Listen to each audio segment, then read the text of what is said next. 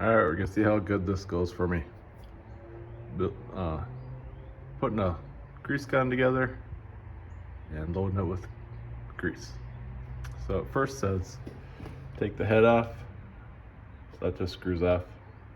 And then take this one side off, pull this plunger so this little thing catches. So I'll do those two steps. There, the head just screwed right off. Now I'm gonna pull this lever back so this plunger's at the other end and it should lock. So I just held it with one hand here and the other hand there, pulled it as far as I could and it clicked. So now that plunger's way down in there. All right, the next step says remove the plastic cap from the open end of the grease cartridge. It's supposed to be that white end because that's a metal end.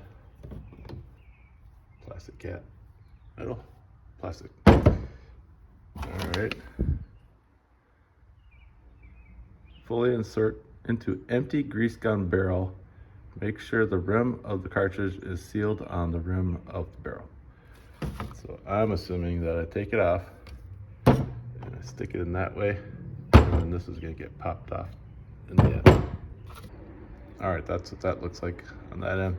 And that says to make sure this metal rim is seated at the end of that. So try to do this on camera.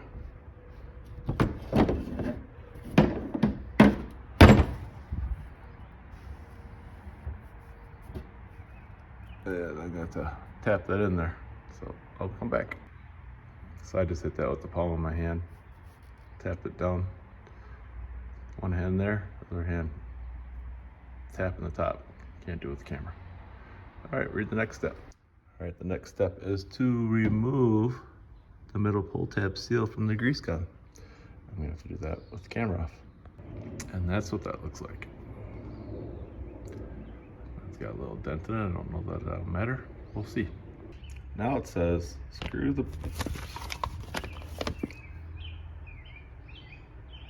back the grease gun head onto the barrel, making sure to tighten it only halfway, leaving 2 to 3 turns before the head is fully tight.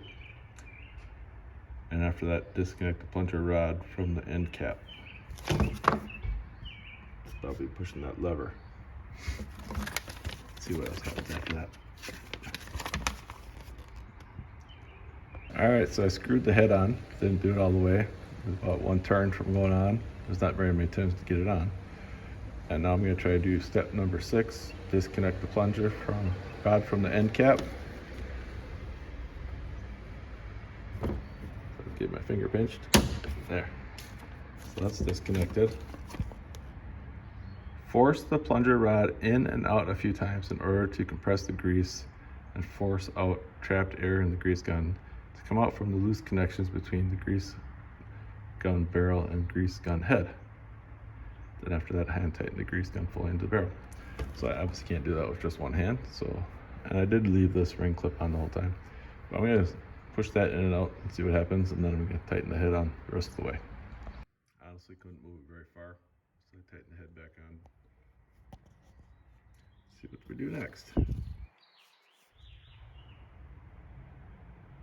Start operating the grease gun handle until the grease starts to flow out continuously. Once all the air bubbles are removed, tighten the grease gun barrel head. I think I'm gonna put one of these on before I do that, so I'll do that next. So with a 1/2 inch wrench, I got that on. This is the one I want. So I'll probably push this down over there so it's got some spring to it. But what I found out is when you clip these on a Xerxes, you don't pull them off or unscrew this, you just snap them. That's the way you're supposed to get them off. So you gotta be a little rough with it. All right, so I'm gonna try to see if I get this thing squirting out. I'll be ready to rock and roll. Thanks for watching my video.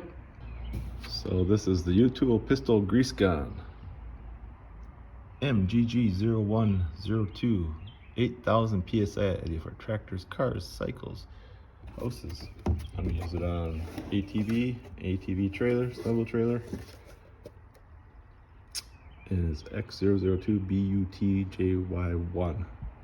Grease gun, yellow. stuff about it. Comes with a bunch of different fittings.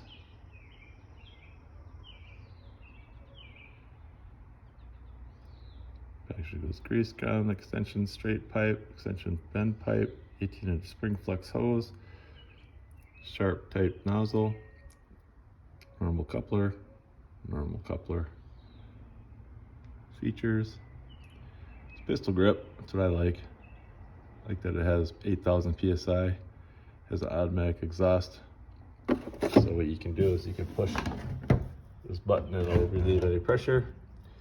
And you can take this cap off and you can fill it from a drum, or you could, there's a couple different ways to do it. Heavy duty gauge barrel, O-rings, no slip rubber grip, that's nice. It's actually just kind of handy.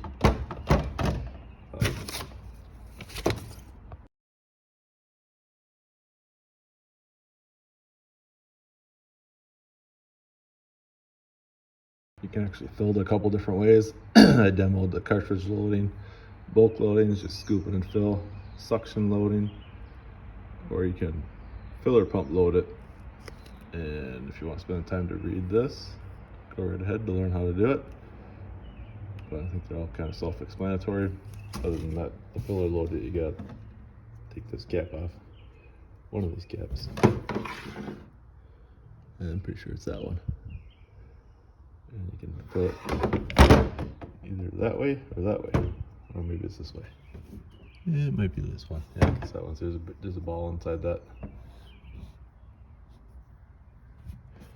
Once again, thanks for watching. All right, here's a test. So, tighten that on. Get that up there. Make sure it's not locked. And start squeezing. Yep, I feel some pressure on it. Oh, it's starting to come off the end. Looks like I didn't have that on there tight enough. So, tighten this down. Mistake number one. Make sure that's tight. Watch out for mosquitoes. And give her a couple more squeezes. As we work in that time. That's probably good. All right. That off. It doesn't just snap off, you gotta loosen this up. There we go. Should just come right off, but it doesn't.